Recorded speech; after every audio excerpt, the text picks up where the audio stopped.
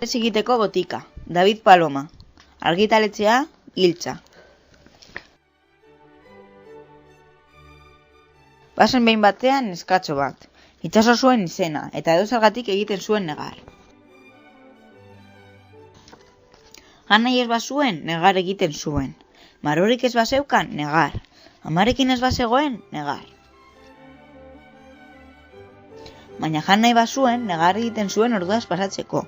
Eta margoak izan ez gero, negar egiten zuen negustokak ez zituelako. Eta amarekin bazegoen, orduan ere negar egiten zuen, eta asko, baina inork ez ekiden zergatik.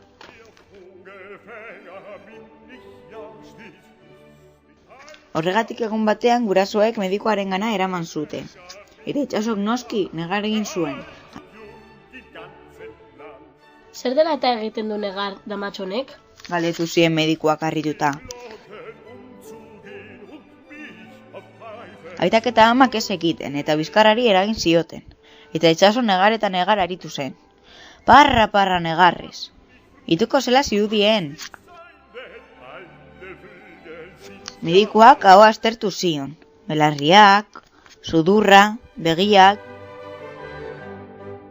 eta sabela. Goitik behera aztertu zuen, aurretik eta atzetik. Baina oinak ukitu zizkionean, Itsaso bat-batean isildu egin zen, eta barraka Ala, damatxoa barreka. esan zuen medikuak kili-kili egin ziola, eta Itsasok beste barretxo bat egin zuen.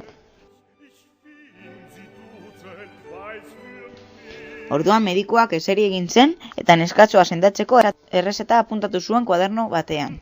Kili-kiliak oinazpietan 8 orduero, astebetean zehar. Negargura joaten ez bazaio kili-kiliak orduero. Eta zaraba bat. Oso izen arraroa zuen zarabea. Txorrotil. Zarabea? Galdetu zuen Itsasok.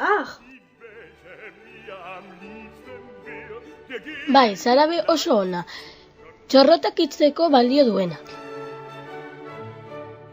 Zer zarabea? Galdetu zuen Itsasok berriz.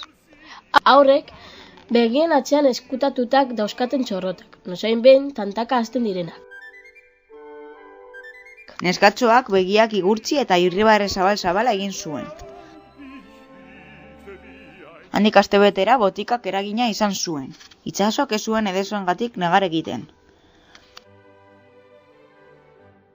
Egia zan negar egiten zuen, bai, baina barreguraz.